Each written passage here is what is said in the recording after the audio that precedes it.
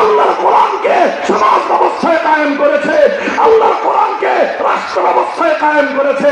কোরআন সেই জাতিকে পৃথিবীতে সম্মানিত করেছে। वो जमाने के मुअज़्ज़ज़ बने हामिले कुरान होकर और अब तुम खार बने हो तारिके कुरान होकर। তারা সম্মানিত হয়েছে কোরআনকে ধারণ করে, তোমরা সম্মান খুইয়েছো কোরআনকে বর্জন করে। বলবা হুজুর আমরা কোরআন বর্জন করলাম কোথায়?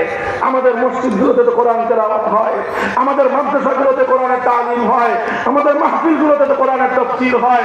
আমি বলবো যে হ্যাঁ, আমরা কোরআনের তেলাওয়াত করি, আমরা কোরআনের তালিম করি, আমরা কোরআনের তাফসীর করি, আমরা ব্যক্তিগত জীবনে পারিবারিক জীবনে আল্লাহর কোরআনের বিধানগুলোকে মানবার চেষ্টা করি, কিন্তু আমার বৃহত্তর সমাজ এবং রাষ্ট্রে আমরা আল্লাহর কোরআনকে বিজয়ী করতে পারি না। আমি খেলাফতের এই বায়াতের আলোচনা এখানে সমাপ্ত করতেছি। একটা শপথের মাধ্যমে আমি আমার এই আলোচনা এখানে সমাপ্ত করে মূল আলোচনার দিকে আমি ফিরে যেতে চাই। আমি বলতে চাই আল্লাহর কোরআনের মাহফিল থেকে, হে সিলেটের আমার ইমানদার ইমানি যশে বলিয়ান শাহজালালের পূর্ণভূমির সন্তানেরা, ইমানদার তাওহীদি জনতা, স্কুল কলেজ ইউনিভার্সিটি আলিয়া মাদ্রাসা কওমি মাদ্রাসার সন্তানেরা, তোমরা আরেকবার হাতে হাত রাখবা, শুধু ফ্যাসিবাদের বিদায়ের জন্য নয়, শুধুমাত্র স্বৈরতন্ত্রের বিদায়ের জন্য নয়, আরেকবার আমরা হাতে হাত রাখতে চাই আল্লাহ জমিন থেকে সকল মানব রচিত তন্ত্র মন্ত্রকে ঝাঁকা পেটা করে বিদায় করবার জন্য।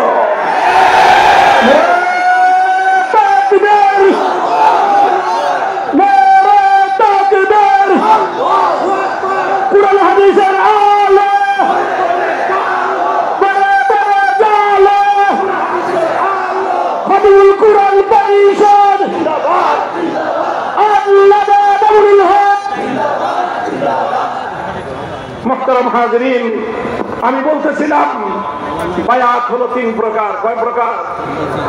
আমি যেই বায়াতের আলোচনা করছি এই বায়াতকে বিশেষ নামে আখ্যায়িত করা হয়েছে কোরআনে কারীমের মধ্যে, লাকাদ রাদিয়াল্লাহু আনিল মুমিনিন ইয ইউবাইউনাক।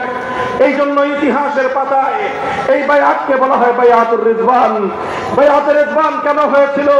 হুদাইবিয়ার প্রান্তরে সেই বায়াত হয়েছিল, আমাদের সেই ইতিহাস জানা আছে। হুদাইবিয়ার প্রান্তরে কেন এই বায়াত নিয়েছিলেন আল্লাহর নবী মুহাম্মদ আরবি সাল্লাল্লাহু আলাইহি ওয়াসাল্লাম? এই বসেন, একটু বসেন। আপনি উঠতেছেন কেন? একটু বসেন।